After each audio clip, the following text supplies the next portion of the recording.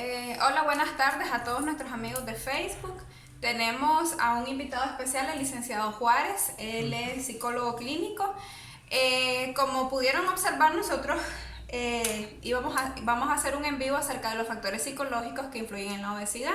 Vamos a empezar hablando un poquito acerca de lo que es la obesidad. La obesidad es un trastorno hormonal, obviamente. Se diagnostica pesando y tallando al paciente y luego se coloca en su régimen de índice de masa corporal y ahí se clasifica el paciente. La obesidad por lo general se da cuando el paciente obviamente consume más calorías que las que necesita. En estos pues obviamente hay muchos factores involucrados. Es una cantidad de hipocitos, prácticamente grasa localizada, y obviamente pues esto genera muchos problemas de salud en los pacientes. El día de hoy vamos a abordar más que todo lo que es la parte psicológica, por eso pues invitamos al licenciado y pues queremos, licenciado, que nos diga más o menos cómo se explica la obesidad desde el punto de vista psicológico. Ok, pues inicialmente buenas tardes por darme la oportunidad de hablar un poco de esto, que es un tema bastante interesante, además de que es una situación que desborda mucho en nuestra población. De alguna manera a veces lo tratamos de ver como algo muy común, pero precisamente porque se ha normalizado. Desde el punto de vista psicológico hay que darse cuenta que inicialmente la obesidad tiene un origen multifactorial. Vamos desde los aspectos genéticos hasta aspectos ambientales, pero desde el punto de vista psicológico existen ciertos elementos que fomentan la aparición de ciertas conductas. No hablamos de que existen trastornos mentales que induzcan a la obesidad, pero sí a conductas que pueden tarde o temprano traer consecuencias como estas. Entonces, dentro de estos elementos mismos vamos a tener situaciones como depresión, ansiedad, problemas de autoestima, que son los que generalmente pueden llegar a causar que existan alteraciones en la conducta que produzcan tarde o temprano una situación de obesidad. Hablamos también de estos elementos precisamente tratando de puntualizar tanto como la ansiedad, la depresión.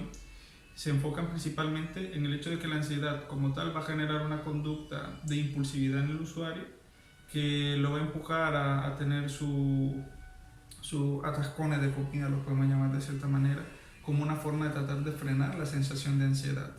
O sea, es una lucha por tratar de generar una gratificación que pueda hacer olvidar la situación de ansiedad que vive.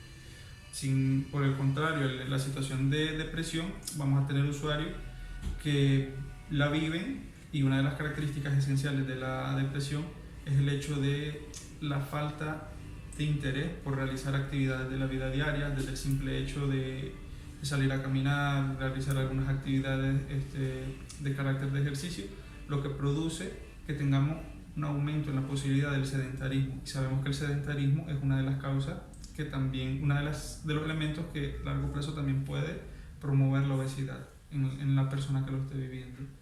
Y por último, las dificultades con el autoestima. Esto radica en el hecho de que hay personas que están expuestas tal vez a situaciones ambientales muy estresantes. Sabemos que esta condición de obesidad a veces nos acompaña desde la infancia.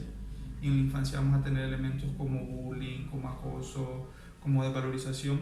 Y eso va creando como la idea en el usuario de que esto es lo que le tocó vivir y no tiene el más mínimo interés en tratar de salir de esa situación, lo que poco a poco va acarreándole una situación de obesidad tanto en la infancia como en la adolescencia y por último en la adultez. Ya. ¿Cuáles son los factores psicológicos que influyen en la obesidad? Bueno, como te lo mencioné, estábamos hablando de la depresión, de la ansiedad, que son generalmente más que los elementos. Hablar de estos trastornos es hablar de los condicionamientos que generan a través de sus síntomas. Como te lo mencioné, esta impulsividad en los usuarios, por la depresión, el hecho de que prefieren ser estáticos, anedónicos a actividades como de salir de la casa, preferimos quedarnos en el cuarto, que preferimos quedarnos en el sofá, sin tratar de lograr pues un poco más de recreación y por último de ejercitación. Y por último esta parte de la autoestima, que son más que todos los tres elementos que yo considero son fundamentales a la hora de evaluar, y son los que son más, por decir así, más constantes al momento de evaluar este tipo de situaciones con usuarios. Es lo que más predomina en aspectos psicológicos que inducen a la obesidad. Okay. Cuando usted nos dice que obviamente hay baja autoestima en las personas, ¿usted cree que esto puede influir por ejemplo, hacer actividades, o sea, tener, por decir así, un compromiso con hacer, por ejemplo, actividades físicas o... Totalmente. O sea, esto debido al hecho de que partimos de que mi concepto, mi autopercepción no es la más adecuada. O sea, yo si veo algo, si tengo algo de mi propiedad y lo veo como algo bonito, yo lo cuido. Sin embargo, si veo algo que no tiene el mismo valor o que no lo tomo tan en serio, probablemente puedo dejar que le pasen cosas. Y es una forma de explicar a veces cómo la baja autoestima influye en que me veo feo al espejo. Siempre me he visto feo y siempre voy a ser feo. Entonces, ¿qué me puede motivar a generar un cambio? Si realmente existe ese factor que se denomina desesperanza aprendida.